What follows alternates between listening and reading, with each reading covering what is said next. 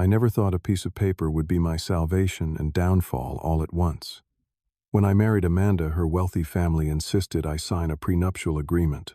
I was a broke college graduate with nothing but dreams and determination, while she had trust funds and family connections. 8 years later, after discovering her affair with her father's business partner, her family called me to their mansion with an ultimatum. "Tear up that prenup now and sign this new agreement," her father demanded. You should be grateful she even stayed with someone so beneath her standards. Little did they know, I had been planning my response since the day I found those hotel receipts.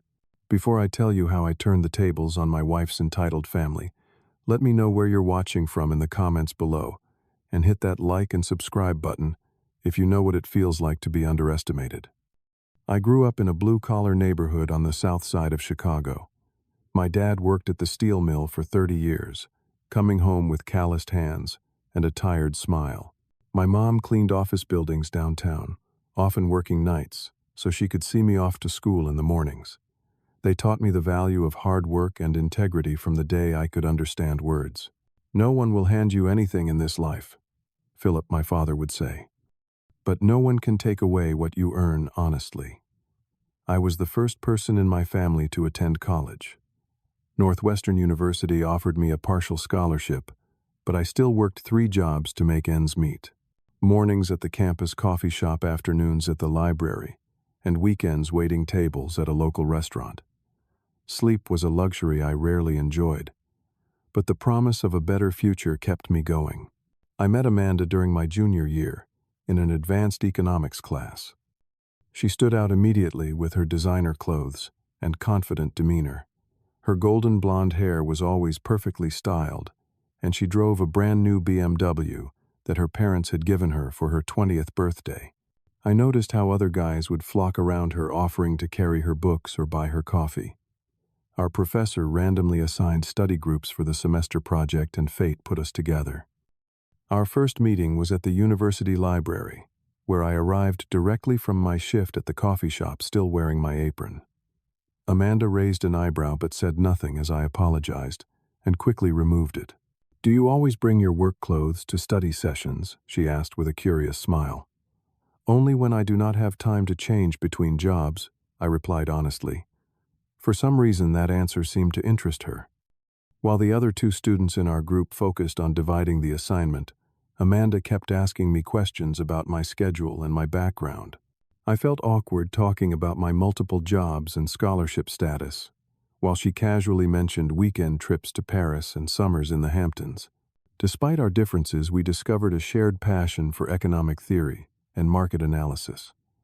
Amanda was surprisingly brilliant, with insights that impressed even our professor. After our study group succeeded with an A on the project, she suggested we continue meeting for coffee. Those coffee dates gradually turned into dinner dates. I was always conscious of my limited budget, suggesting affordable restaurants or campus eateries. To my surprise, Amanda seemed to enjoy these simple outings more than the upscale establishments she was accustomed to. "My parents always take me to places where the food is tiny and costs a fortune," she confided one evening over burgers at a local diner. "This feels more real, you know. Plus, these fries are amazing." I still remember our first kiss. It happened during a sudden snowfall in January, as we walked across the quiet campus after a late study session. Snowflakes caught in her eyelashes, and without thinking, I brushed them away. She looked up at me with those deep blue eyes, and I found the courage to lean in. When our lips met, it felt like every cliché from every romance movie I had ever mocked became completely understandable. By the time spring arrived, we were deeply in love. At least I was. Amanda seemed to feel the same way, introducing me to her friends and spending most weekends at my cramped off-campus apartment rather than her luxury condo. Meeting her family was inevitable but terrifying. Their lakeside mansion in Highland Park made my childhood home look like a storage shed. The driveway alone was longer than the street I grew up on. A housekeeper answered the door and led me through rooms filled with artwork and antiques that probably cost more than my entire education. Gerald and Diana Hamilton sat in matching armchairs in what they called the casual living room, though it was more formal than any space I had ever lived in. Gerald was tall and imposing with perfectly groomed silver hair and a firm handshake that felt like a challenge. Diana was slim and elegant, her smile never quite reaching her eyes as she assessed me from head to toe. So Philip Gerald began after minimal pleasantries. Amanda tells us, "You are studying economics. What are your plans after graduation?" "I have accepted a position with Midwest Marketing Group," I answered proudly. "It is an entry-level role, but the company has a strong reputation and good advancement opportunities." Entry-level, Diana repeated, exchanging a glance with her husband. "And what does that pay these days?" Before I could answer, Amanda interrupted. "Mom, that is inappropriate. Philip has worked incredibly hard, and he got the job on his own merits without any family connections." I squeezed her hand gratefully, falling even deeper in love with her for defending me. But the questions continued throughout dinner, each one probing my background, my family, my financial prospects. I answered honestly, determined to show them I was worthy of their daughter despite my lack of pedigree or wealth. Later that night, as Amanda drove us back to campus, she apologized. "They are just protective. They will warm up to you once they get to know you better." I wanted to believe her, and I was determined to prove myself worthy not just to her family but to Amanda herself. After graduation, I worked tirelessly at my new job, taking every opportunity to learn and grow. When I decided to propose to Amanda a year later, I saved for 6 months to buy a ring that would not embarrass me in front of her family. It was modest by their standards, but represented every spare dollar I had. I planned the proposal, carefully taking her back to the library study room where we first met. I had arranged with campus security to let us in after hours, decorating the space with photos of our time together. When she said yes, her eyes filling with happy tears, I felt like the luckiest man alive. The joy lasted exactly 3 days. Then Gerald called me to his office for a man-to-man talk. "Amanda is very precious to us," he said without preamble. "She stands to inherit considerable assets, and we need to protect her future." The prenuptial agreement he slid across the desk was 20 pages of legal language that essentially said I would walk away with nothing if the marriage ended. I felt my face burning with humiliation as he watched me skim the document. "This is standard practice in families like ours," he added, not unkindly. "Nothing personal." It felt extremely personal, but I understood their perspective. I had nothing but student loans and a starting salary. Amanda had trust funds and inheritance prospects worth millions. I signed the papers, telling myself it was just a formality that would never matter. Amanda assured me it was just her parents being overprotective. "It does not mean anything," she whispered the night before our wedding. "I love you, not your bank account." Our wedding was lavish beyond anything I could have imagined, paid entirely by her parents. My family looked uncomfortable in their Sunday, best clustered together, at the reception like visitors from another world. My mother hugged me tightly before leaving, whispering, "Just be happy, Philip. That is all we ever wanted for you." We moved into an apartment that Amanda's parents helped secure in a building where we were the youngest residents by decades. The maintenance fees alone were more than my parents' mortgage had been. I insisted on paying our daily expenses from my salary, while Amanda covered the housing costs from her trust fund. It was an uneasy balance that worked for a while. The early years of marriage were mostly happy, despite our different approaches to money. Amanda shopped without looking at price tags, while I still checked restaurant menus online before agreeing to dinner with friends. We argued occasionally about spending, but made up easily our different backgrounds, seeming like minor obstacles to our happiness. I was determined to succeed professionally, not just for myself, but to prove to Amanda and her family that I was worthy of her choice. Little did I know how quickly everything would change. My career began to gain momentum during our 3rd year of marriage. After learning everything I could at Midwest Marketing, I started taking on freelance digital marketing projects on evenings and weekends. My first client was a small bakery looking to increase their online presence. I built them a new website and social media strategy that doubled their business in 6 months. Word spread quickly, and soon I was juggling multiple side projects while maintaining my day job. I created a business plan for what I called Summit Digital Solutions, dreaming of the day I could work for myself full-time. Amanda initially supported my ambition, even helping me brainstorm the company name and logo. "This could really be something, Philip," she said after I signed my 5th client. "You have a real talent for this." I worked long hours, often coming to bed after midnight and rising before dawn. The sacrifice seemed worth it as my client list and reputation grew steadily. By our 5th anniversary, I was earning almost as much from my side business as from my regular job. That was when I first noticed the changes in Amanda. She started spending more time at the salon, upgrading her already expensive wardrobe, and working out with a personal trainer 3 times a week. While I appreciated her efforts to look good, something about the sudden intensity felt off. "Who are you trying to impress?" I asked jokingly one evening, as she tried on a new dress that must have cost thousands. "Can I not want to look nice for myself?" she replied with unusual sharpness. "Not everything is about you, Philip." Her girls' nights out became more frequent, happening 2 or 3 times a week. When I asked about these evenings, her answers were vague and defensive. Just drinks with friends from the charity committee, or just dinner with some college classmates in town. She guarded her phone, carefully positioning the screen away from me and taking calls in another room. Several times I noticed her quickly switching apps when I entered the room. The emotional distance between us grew wider. Intimacy became rare, with Amanda always having a headache or feeling too tired. When we did connect physically, it felt mechanical, as if she were merely fulfilling an obligation. More troubling were her new criticisms of my career progress. "When are you going to make real money?" she asked after a dinner with her parents, where they discussed their recent vacation to Bali. "My father was running his own firm by the time he was your age. I am building something sustainable," I defended myself. "That takes time." Time, she mimicked. Meanwhile, we are still living in this apartment while my friends from school are buying summer homes. One evening, while paying bills, I noticed unusual charges on our joint credit card. 3 separate hotel charges in our own city, all on afternoons when Amanda claimed to be at charity meetings. My stomach knotted as I considered the possibilities, none of them good. I told myself I was being paranoid. Perhaps the committee really did meet at hotels. Maybe she was planning a surprise for me. I wanted to trust her, needed to trust her. Then came the business card. I found it in her coat pocket while looking for a receipt she had asked me to find.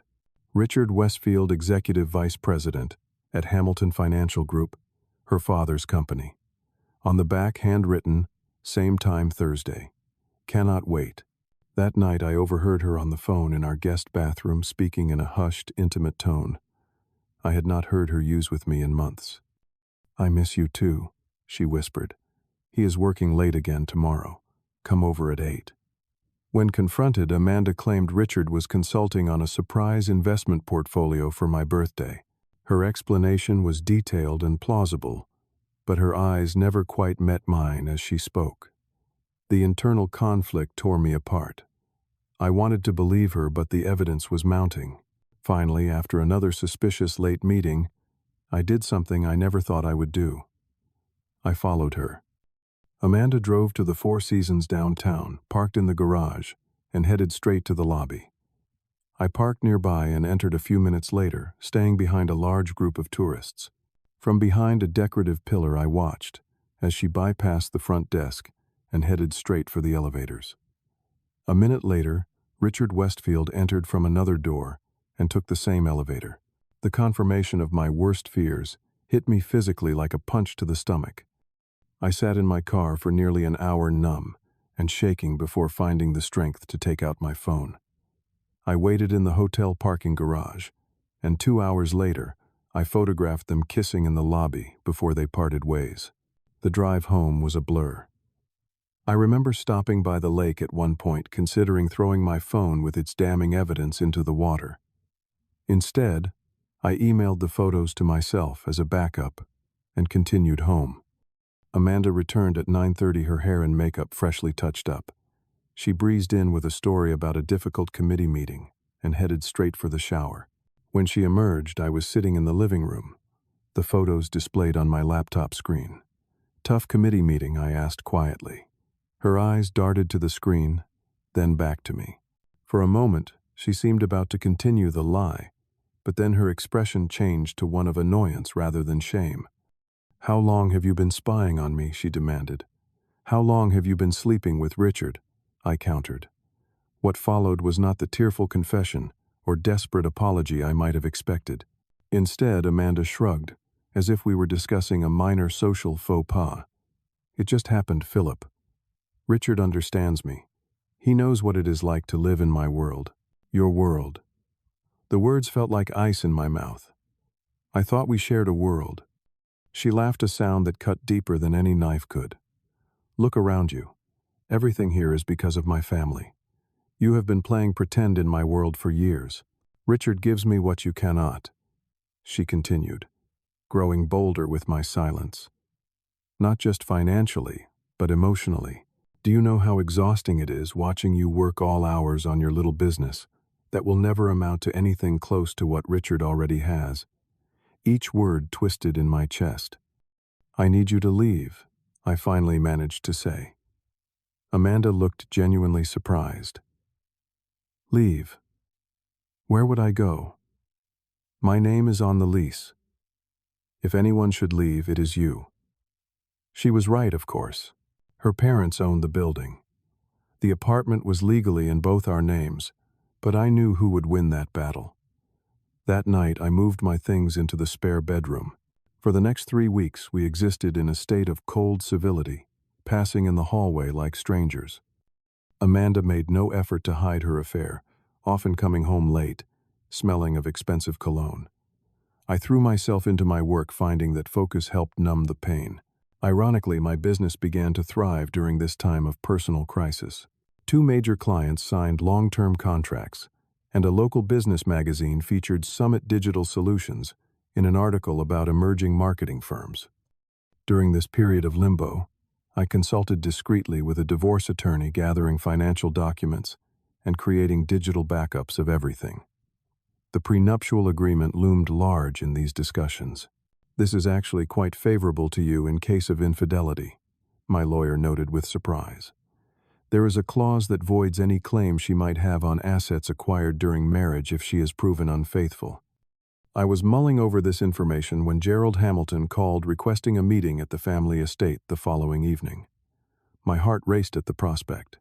Perhaps they had learned of Amanda's affair and wanted to offer support or mediation. How wrong I was. The Hamilton estate looked even more imposing at twilight. The manicured gardens lit by subtle landscape lighting that probably cost more than my annual salary. The housekeeper led me not to the casual living room of previous visits, but to the formal dining room where the entire family waited. Gerald and Diana sat at opposite ends of a massive mahogany table. Amanda's older brother Michael was there, with his wife Jennifer, both watching me with barely concealed disdain. And there was Amanda, looking perfectly composed in an outfit I had never seen before. Philip Gerald nodded curtly. "Please sit down." I took the only empty chair directly across from Amanda. No one offered refreshments or asked about my well-being. The tension in the room was palpable. "I will get straight to the point," Gerald continued, his voice carrying the confident authority of a man accustomed to being obeyed. "We are aware of the situation between you and Amanda." I waited, wondering if he was referring to her infidelity or our strained living arrangement. His next words clarified everything. "Every marriage has its rough patches," he continued smoothly. "Amanda has admitted to a momentary indiscretion, but we believe your marriage can and should continue with some adjustments." My confusion must have shown on my face, because Diana interjected, her voice honey sweet, but her eyes cold. "What Gerald is saying, Philip, is that we want to wipe the slate clean. Start fresh." Gerald nodded and pushed a document folder toward me. "This is a mutual agreement to void the prenuptial contract you signed before marriage." I stared at the folder without opening it. "Why would we do that?" Michael snorted softly, earning a sharp glance from his father. "Because," Philip Gerald continued patiently, as if explaining to a child, "it is the fair thing to do after 8 years of marriage. The prenup was perhaps overly restrictive. I finally opened the folder. Inside was not just an agreement to void our prenup, but a new contract, stipulating that in case of divorce, Amanda would receive 50% ownership of Summit Digital Solutions. The realization hit me like a tidal wave. This was not about saving my marriage. This was about securing Amanda's claim to my now successful business. "I need time to think about this," I said carefully. Diana's perfectly manicured nails tapped impatiently on the table. "Really, Philip, you should be grateful Amanda is willing to continue this marriage at all." My eyes snapped to hers. "Grateful. Let me be blunt," Michael interjected. "My sister married beneath her station. Everyone knows it. You got access to our connections, our world. A little gratitude would be appropriate." Amanda watched this exchange with a small smile playing at her lips. "Richard thinks I should have left months ago," she said casually. "But I told him I made vows." "Richard," I repeated. "You are discussing our marriage with him." Gerald waved his hand dismissively. "Richard is a family friend and business associate. He has Amanda's best interests at heart." It was then that I noticed the side door to the dining room was slightly ajar. Through the crack, I caught a glimpse of an expensive watch and suit sleeve. Richard was listening to every word. "I see," I said as understanding, crystallized with terrible clarity. "So the plan is for me to tear up the prenup, give Amanda half my company, and, what? Live happily ever after." While she continues seeing Richard, the shocked silence confirmed my suspicion. Amanda recovered first. "Do not be crass, Philip. Richard and I would be discreet. You would never have to see him."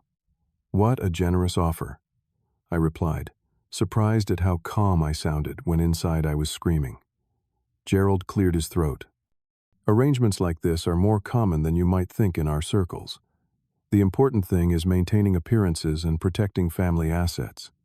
"Family assets," I repeated. "You mean my business." "A business that benefited greatly from our connections," Diana pointed out. "Half those clients came through our country club friends." That was a blatant lie, but I let it pass. I was too busy processing the complete lack of respect or basic human decency being shown to me. "You should be grateful she even stayed with someone so beneath her standards," Gerald said, delivering the final insult with calm certainty. "Few men in your position would be offered such generous terms." I stood up, my legs surprisingly steady. "I need 48 hours to consider this." Gerald nodded magnanimously. "That seems reasonable. We will expect your signature by Friday evening."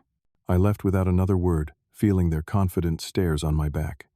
They were certain I would comply, this nobody who had somehow attached himself to their precious family legacy. The drive home should have been filled with despair. Instead, with each mile, my thoughts cleared and my resolve strengthened. I pulled over at the lakefront where Amanda and I had once walked during happier times. The water was black and still under the night sky. For years I had measured my worth through their eyes always coming up short. But in that moment, watching the distant lights reflect on the water, I saw the truth. I had built something valuable through hard work and integrity, something that belonged to me alone. I called my lawyer from the car. "We need to meet tomorrow morning," I said. "I need to know exactly what the prenup covers regarding infidelity." His answer was better than I could have hoped. "It is quite specific. If either party commits infidelity, they forfeit all claims to assets acquired during the marriage. Additionally, the faithful spouse is entitled to keep all gifts received from the other party or their family." Including the apartment I asked, thinking of the property Amanda's parents had helped us buy, putting both our names on the deed as a wedding gift. If it was structured as a gift, yes. I would need to see the documentation. I hung up with a plan forming. The next morning confirmed what I had begun to suspect. Summit Digital Solutions had grown exponentially in recent months, with our latest valuation putting the company worth well over 7 figures. No wonder the Hamiltons were suddenly interested in my little business.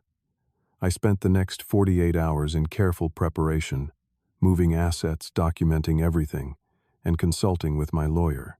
By the time Gerald's deadline arrived, I was ready. Instead of returning to their mansion with my signature, I had divorce papers delivered to Amanda at the exact moment her family had gathered for their regular Friday dinner. The prenup was included with the infidelity clause highlighted in bright yellow. Along with it went copies of the hotel receipts, time-stamped photos, and testimony from the apartment doorman who had seen Richard's frequent visits. I had moved out that morning while Amanda was at her yoga class, taking only my personal belongings and work equipment. Everything else I left behind. The calls started within the hour. First Amanda, then Gerald, then their family lawyer. I let them all go to voicemail. Only when Michael called, his voice uncharacteristically subdued, did I answer. "You have no idea what you have done," he said without preamble. "I think I do," I replied calmly. I stood up for myself. "Father is furious. He is talking about ruining you, calling in favors to blacklist your business." "He can try," I said. "But I have evidence of everything, including tonight's attempt to coerce me into signing over half my company." Would the other partners at Hamilton Financial want that story going public? The silence on the other end told me I had hit a nerve. "Just be careful," Michael finally said before hanging up. The divorce proceeded with surprising speed. Amanda's infidelity was so well documented that her lawyer advised against fighting. The judge upheld the prenup in its entirety. In a final irony, because the apartment had legally been gifted to both of us jointly, I was entitled to half its value, which I used as the down payment on a new home. Throughout the proceedings, I never spoke directly to Amanda or her family. My lawyer handled all communication, providing updates that I received with increasing detachment. When the final papers were signed, Amanda left the courthouse without looking at me, her father's arm around her shoulders. The 2 years since my divorce have been transformative. Summit Digital Solutions has grown into a regional leader in digital marketing with offices in Chicago and Milwaukee. I bought a comfortable house near the lake. Nothing flashy, but mine in every sense of the word. The healing process was neither quick nor linear. There were nights I woke up reaching for someone who was no longer there, days when memories ambushed me without warning. I found a good therapist who helped me understand that the end of my marriage was not a reflection of my worth as a person. I reconnected with old friends I had neglected during my marriage and made new ones who knew nothing of my past. I took up running and completed my first marathon last fall. For the first time in my adult life, I took a 2-week vacation, traveling alone to the Grand Canyon and sitting on the rim watching the sunset, feeling small in the best possible way. Gradually, I learned to trust again, both others and myself. I dated casually, honest about my past, but not defined by it. I discovered I could laugh again deeply and without reservation. The most unexpected moment came 6 months ago. I was having dinner at a new restaurant downtown when I saw Amanda at a corner table dining alone. She looked different, thinner, and less polished than I remembered. Our eyes met across the room, and after a moment's hesitation, she approached my table. "Hello, Philip," she said, her voice softer than I remembered. "Amanda." I nodded, surprised at how little I felt beyond mild curiosity. She asked if she could sit for a moment. Against my better judgment, I agreed. "You look well," she said, studying my face. "The business must be doing great. I see your ads everywhere." "It is," I acknowledged. "How about you, still with Richard A.?" Shadow crossed her face. "No, he left shortly after." Everything. Turns out he was more interested in my family connections than me. I am sorry to hear that, I said, and meant it. She looked down at her hands, bare of any rings. "Things have been difficult. Daddy's company had some problems last year. They had to downsize dramatically. I had heard rumors about Hamilton Financial's troubles, but had not followed them closely. I should have valued what we had," she said suddenly. "You were the only person who ever loved me for myself, not for my family name or money. There was a time when those words would have meant everything to me. Now they were just words from a person I used to know." "I hope you find happiness, Amanda," I said sincerely. "I should get back to my dinner." She nodded and stood. "You already have, haven't you?" Found happiness, I mean. I considered the question carefully. I found something better. I found peace. As she walked away, I felt the final weight lift from my shoulders. The experience that had once seemed like the end of my world had ultimately led me to a better understanding of myself and my capabilities. The most valuable lesson I learned through it all was that my worth was never determined by someone else's assessment. Not Amanda's, not her family's, not anyone's, but my own. True strength comes not from fighting others' perceptions, but from living authentically, according to your own values. I look toward the future now with optimism and curiosity. My business continues to grow, but I maintain a healthy work-life balance, remembering that success means little without personal fulfillment. I volunteer regularly at a youth center, mentoring young people from backgrounds similar to mine. Watching them discover their own potential brings me more satisfaction than any business achievement. Life has taught me that sometimes the worst moments lead to the best outcomes if we have the courage to stand firm in our own truth. Have you ever had to stand up for yourself when everyone else was underestimating your worth? Share your story in the comments below. And if this resonated with you, please like this video, subscribe to my channel for more real-life stories, and share with someone who might need to hear this message today. Thank you for listening. And remember, your value is not determined by those who fail to see it.